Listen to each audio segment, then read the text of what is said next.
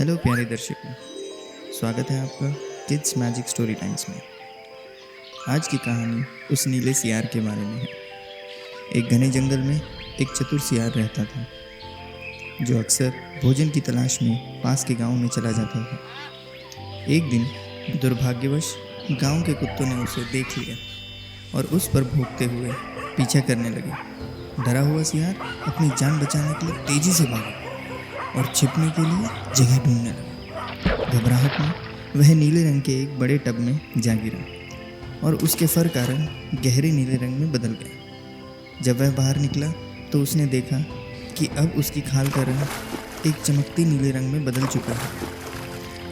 अब वह साधारण सियार जैसा बिल्कुल भी नहीं लग रहा था। राहत और साहस के साथ वह वापस जंगल लौट गया। जंगल के अन्य जानवर उसे देखकर चौंक गए।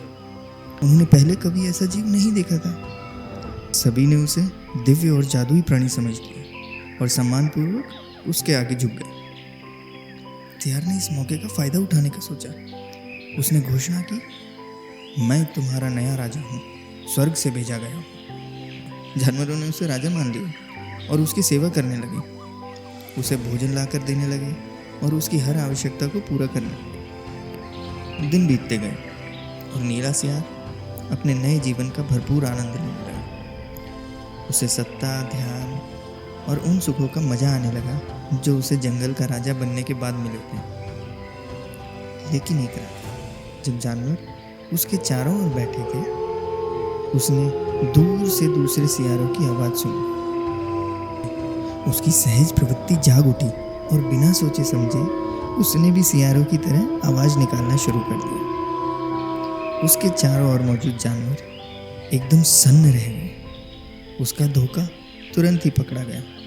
सभी जानवरों ने समझ लिया कि वह एक साधारण सियार ही था जिसने उन्हें धोखा दिया था।